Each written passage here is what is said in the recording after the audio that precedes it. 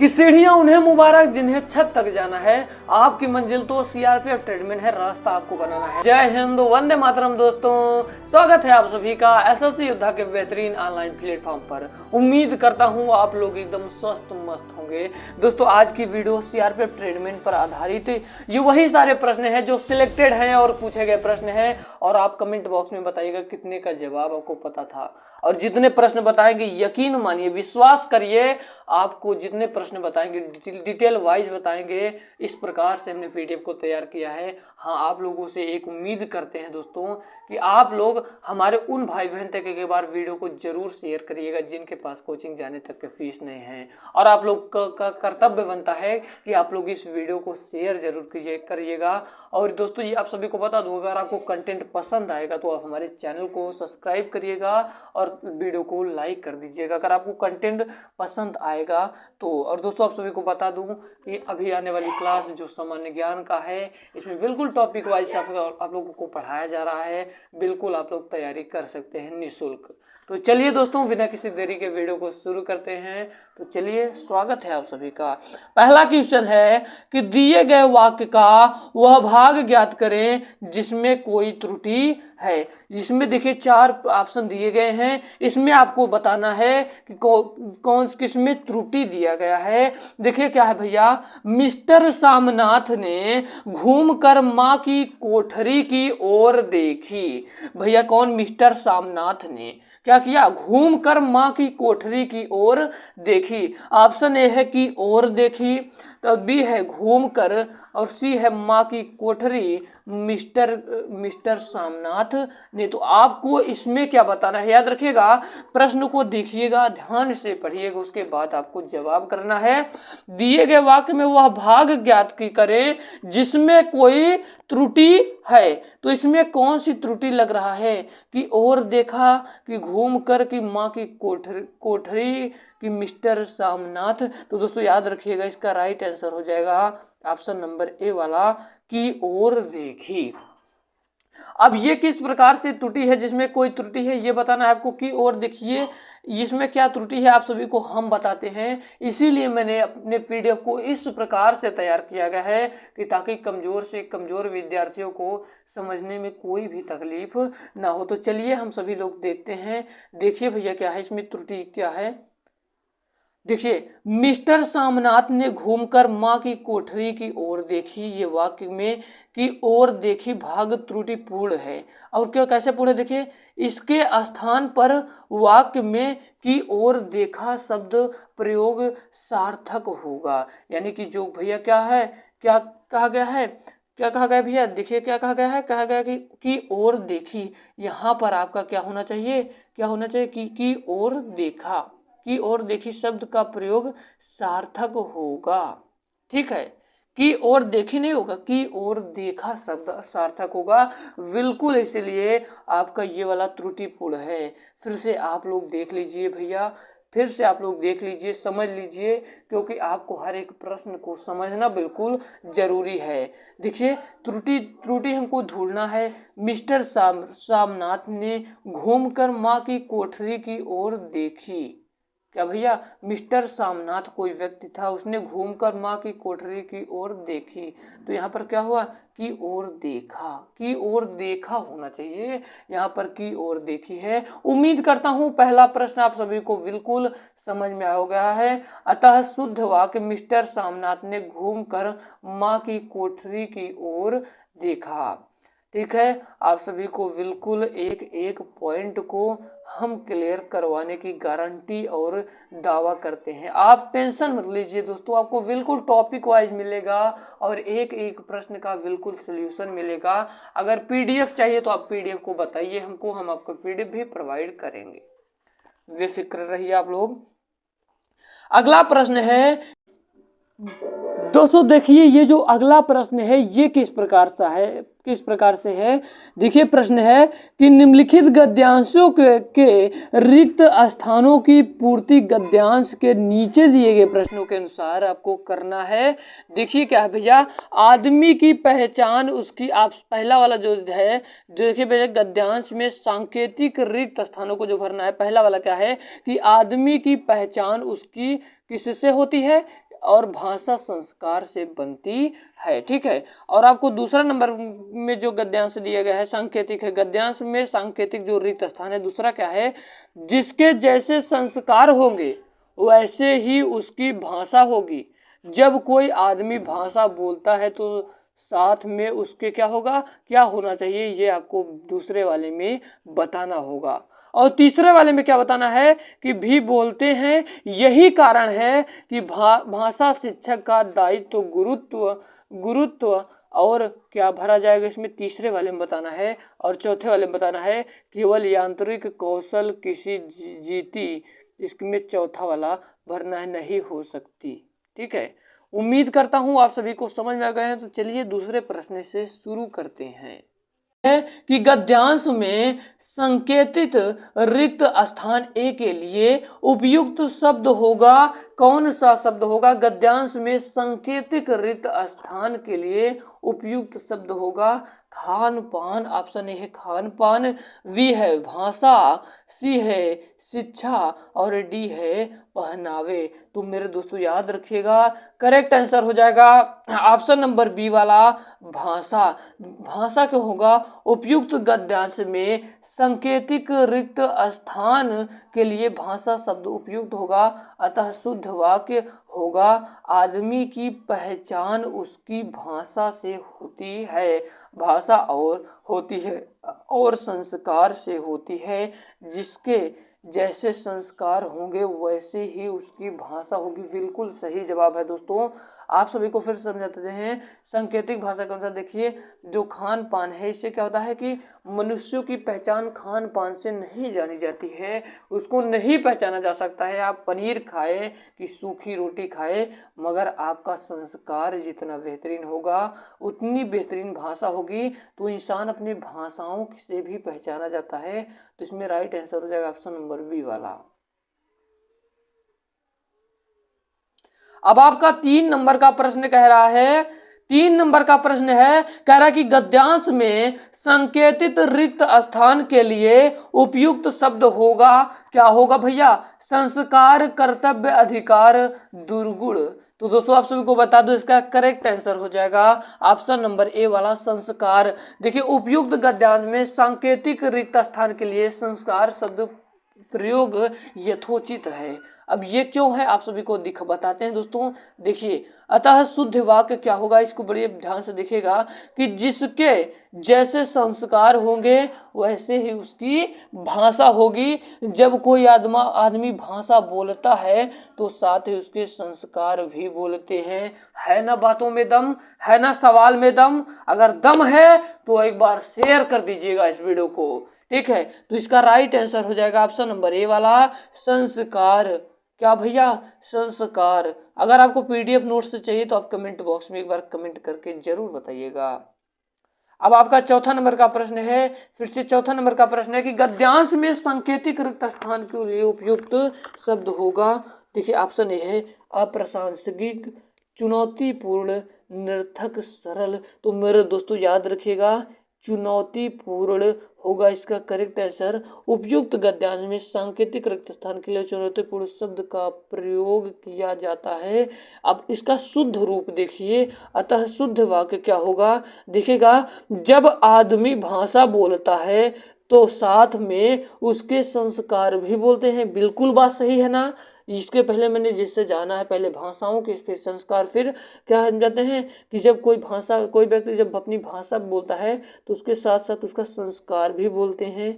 यही कारण है कि भाषा शिक्षक का दायित्व गुरुतर और चुनौतीपूर्ण है। इसलिए इसका करेक्ट आंसर हो जाएगा ऑप्शन नंबर बी वाला चुनौतीपूर्ण। 5 नंबर का प्रश्न है, कह रहा है कि गद्यांश में सांकेतिक रिक्त स्थान के लिए उपयुक्त शब्द होगा। तो दोस्तों आप सभी को बता दूं ये भी उसी प्रकार का प्रश्न है। इसका करेक्ट आंसर हो जाएगा उदाहरण। ठीक है, आपका इसका करेक्ट आंसर हो जाएगा उदाहरण।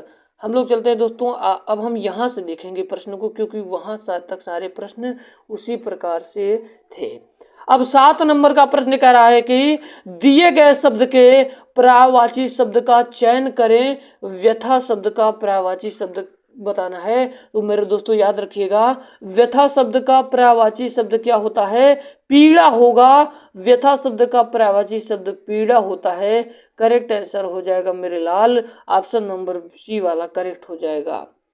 फिर से सुनिएगा कि जो पर्यायवाची शब्द है, व्यथा का पर्यायवाची शब्द का चयन करना है तो व्यथा शब्द का पर्यायवाची होगा पीड़ा होता है। व्यथा का मतलब जो पीड़ा होता है यही व्यथा होती है। इसका करेक्ट आंसर हो जाएगा ऑप्शन नंबर सी वाला। और आप लोग करेक्ट आंसर देख सकते हैं, इसीलिए मैंने पीडीएफ को इस प्रकार से तैयार किया है ताकि आप सभी को समझने में बिल्कुल भी दिक्कत ना हो। 8 नंबर का प्रश्न कह रहा है मेरे लाल, कह रहा है कि दिए गए वाक्यांशों के लिए एक शब्द दीजिए। जिसकी आयु लंबी हो उसको क्या कहते हैं? जिसकी आयु लंबी हो उसको दीर्घायु कहा जाता है। ऑप्शन नंबर सी वाला सही हो जाएगा। कहते नहीं, जिसकी आयु लंबी हो उसको क्या कहा जाएगा? तो उसको कहा जाएगा दीर्घायु कहा जाएगा। उम्मीद करता हूं ये छोटे छोटे पॉइंट आप सभी को क्लियर हो रहे होंगे ना। अगर क्लियर नहीं हो रहे हो तो एक बार कमेंट बॉक्स में बता दीजिएगा जरूर से। अब आपका अगला प्रश्न है कि निम्नलिखित में से उस विकल्प का चयन करें जो जूतिया चटकाना मुहावरे का अर्थ व्यक्त करता है। तो मेरे दोस्तों आप सभी को बता दूं कि जो जूतिया चटकाना मुहावरे शब्द का अर्थ व्यक्त करता हो उसका करेक्ट आंसर हो जाएगा व्यर्थ इधर उधर घूमना ही जूतिया चटकाना मुहावरे शब्द का अर्थ होगा। Correct answer option number B वाला हो जाएगा। ठीक है ना दोस्त। अब हम लोग चलते हैं अपने अगले क्वेश्चन की ओर। अब अगला क्वेश्चन है दोस्तों, कह रहा है कि दिए गए वाक्य में रेखांकित खंड को प्रतिस्थापित करने के लिए उपयुक्त विकल्प का चयन करें। उपयुक्त विकल्प का चयन करें। मैं इस कृपा के लिए उपकृत हूँ। तो दोस्तों आप सभी को बता दूं इसका मतलब होता है कृतज्ञ। अब डिटेल आपको देखना है तो आइए डिटेल दिखाते हैं।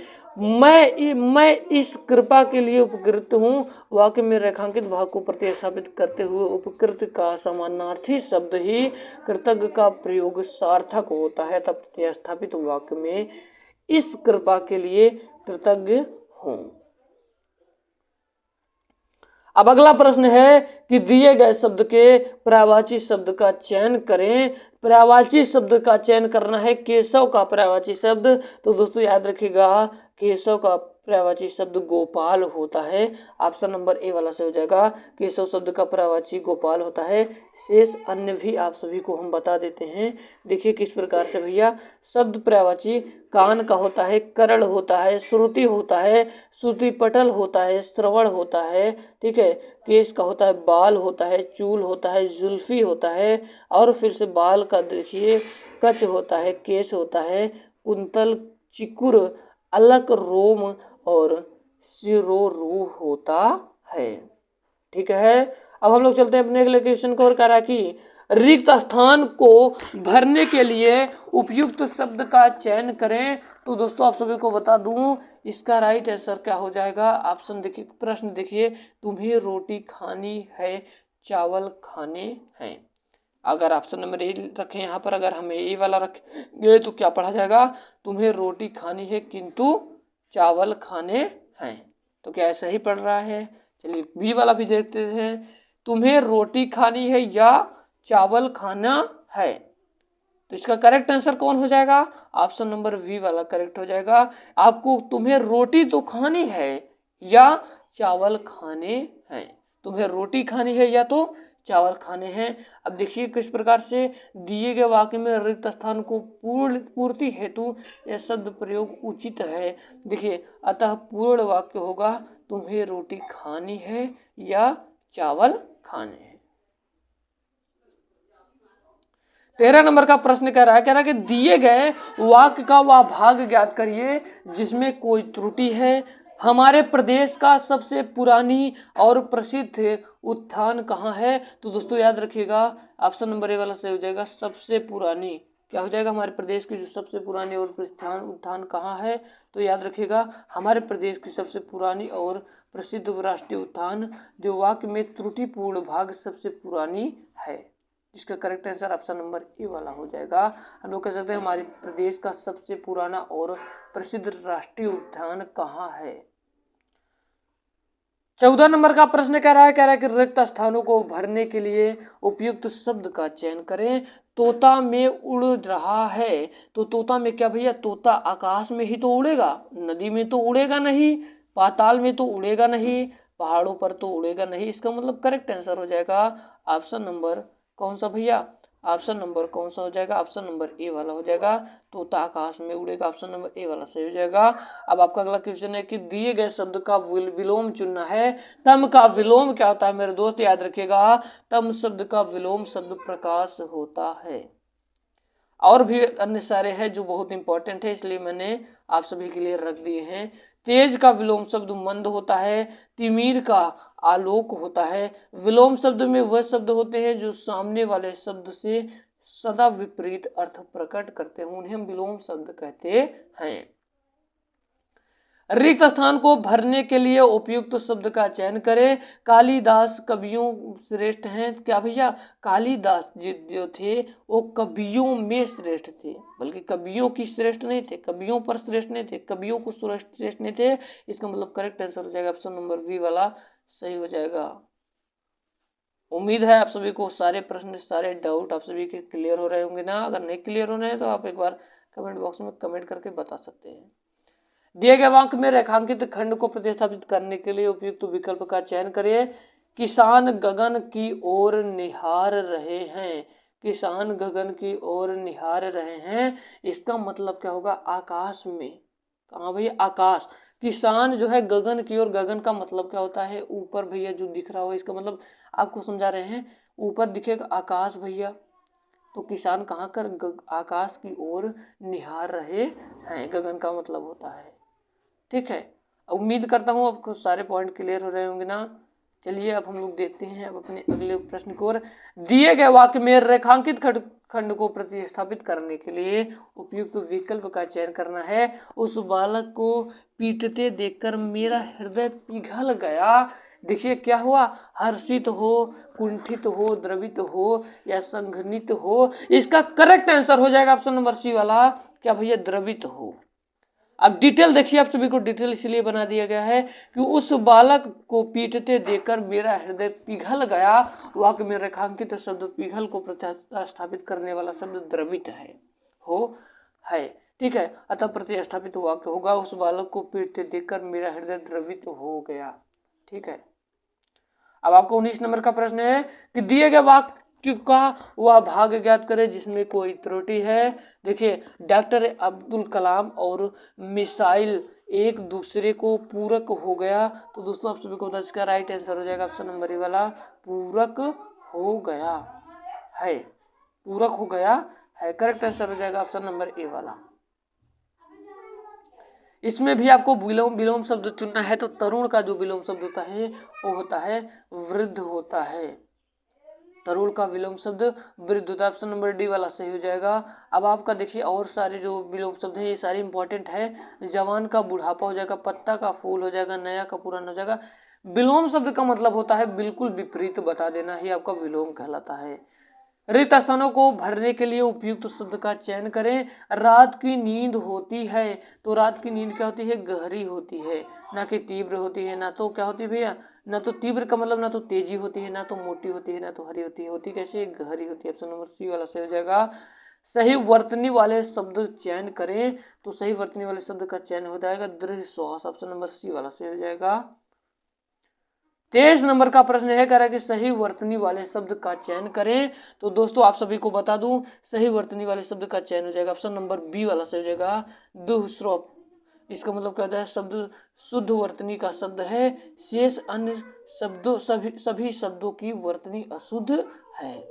24 नंबर का प्रश्न है कि दिए गए वाक्यांश के लिए एक शब्द दीजिए, नीचे लिखी हुई है। क्या भैया, हस्तलिखित, उपरलिखित, निम्नलिखित, स्वलिखित। तो दोस्तों आप सभी को बता दूं इसका करेक्ट आंसर हो जाएगा ऑप्शन नंबर बी वाला, उपरलिखित। अब क्या है भैया, क्या हो जाएगा, निम्नलिखित हो जाएगा। ऑप्शन करेक्ट आंसर सी वाला से हो जाएगा। नीचे लिखी हुई क्या भैया के लिए एक शब्द निम्नलिखित होता है, अन्य शब्दों के लिए हस्तलिखित यानी कि हाथ से लिखी हुई, उपलिखित मतलब ऊपर से लिखी हुई, और स्वलिखित का मतलब स्वयं द्वारा लिखी हुई चीज ही स्वलिखित कहलाती है। आज का लास्ट प्रश्न के निम्नलिखित में से उस विकल्प का चयन करो जो मुंह फुलाना मुहावरे शब्द को व्यक्त करता है। तो दोस्तों आप सभी को बता दूं, इसका करेक्ट आंसर हो जाएगा अप्रसन्नता होना। क्यों भैया, मुंह फुलाने का मुहावरा शब्द अप्रसन्नता होना है। ऐसे वाक्य जो सामान्य अर्थ का बोध न कराकर किसी विलक्षण अर्थ को प्रतीत कराए मुहावरे कहलाते हैं। तो चलिए दोस्तों आगे हम देखते हैं। उम्मीद करता हूँ यही तक का प्रश्न था, 25 नंबर तक के प्रश्न थे जो सारे इंपॉर्टेंट क्वेश्चन है। अगर आपको कहीं डाउट लगे हो तो आप कमेंट बॉक्स में कमेंट करके बता दीजिए। मिलते हैं किसी नए वीडियो में किसी नए टॉपिक के साथ, तब तक के लिए जय हिंद, जय भारत, वंदे मातरम, मेरा भारत महान।